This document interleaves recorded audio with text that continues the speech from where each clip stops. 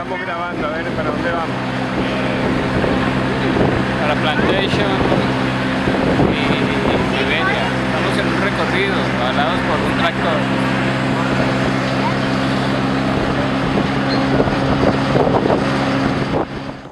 Okay, folks, we're going to get started. We're going to demonstrate the gun that you see right here first, and then we will turn things over to our colleagues in the Baltimore Light Artillery Confederate States Army. We are Thompson's Independent Battery C, Pennsylvania Volunteers. Thompson's was one of 10 independent batteries raised during the Civil War. It was designed to go where the big guns couldn't go. As you can see, it's easier for a number of men to muscle it into position through heavy brush or on ridges or whatever. Counter infantry fire, range 600 yards with case. 600 yards with case. Load by detail, load. Hang bench. The gunner would specify the type of target he was going to be attacked and the type of round that he selected to best engage that target. He would call out the range. Explosive rounds during the Civil War were most often detonated by a timed fuse. They would light when the cannon fired, flash around the ball, light the fuse, and fly down range for the right number of seconds for that target and then explode if everything went well. So when he called that out, the man back at the limber chest would echo that command so the gunner could be sure he heard him, and he would select the fuse and cut it.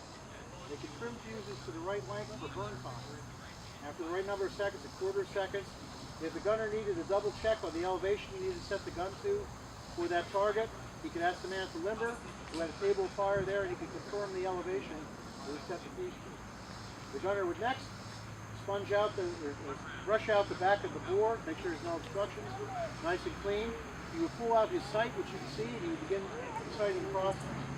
The way that sight worked is called a pendulum Hawes sight. That's a sliding brass piece on it. We can mount the sight, and you slide it up, set it to the right degree of elevation, lock it in, and then use the right elevation and point it at the target. And these guys learn to do this instinctively. Now you notice that implement called a worm, that's used to pull out anything that might be left smoldering in the bore. They used cloth powder bags during the Civil War, and sometimes they didn't burn all the way. We didn't want to have something smoldering in there.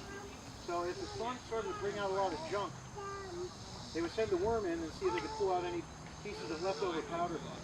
As you can appreciate, if you have a powder bag on the next round that's a little bit leaky, and you ram it in on top of something with any sparks, you wouldn't use a sopping wet sponge because you didn't want to leave a pool of water in the bottom of the bore. If you did that, put a powder bag in on top of it, it would absorb that water.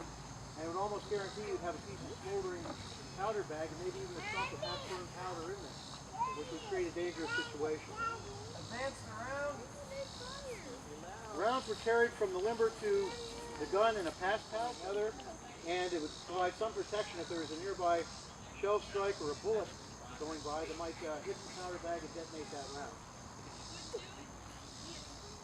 Private Michael Sullivan in the Battle of Antietam chose to disregard that advice. He was carrying around towards the gun, a nearby Confederate shell hit.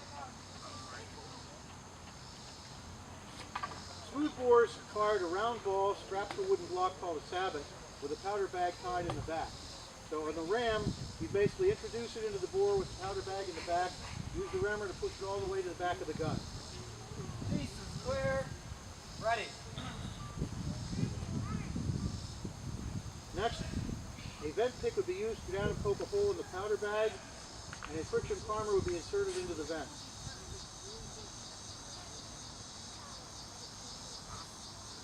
Friction primer is like a small tube of copper, and it has a twisted wire in it that you hook the lanyard up to, and when you pull the lanyard, it will jerk that wire out of that tube, just like throwing a match across a striker. Flame the compound up, it'll flash down into the powder bag, and detonate.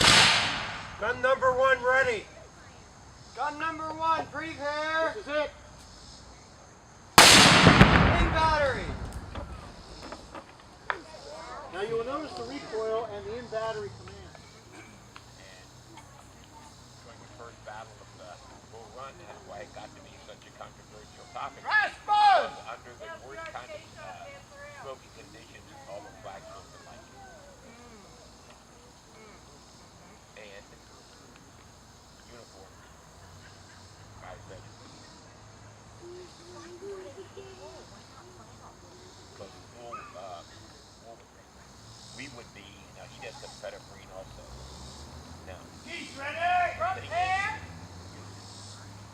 my command.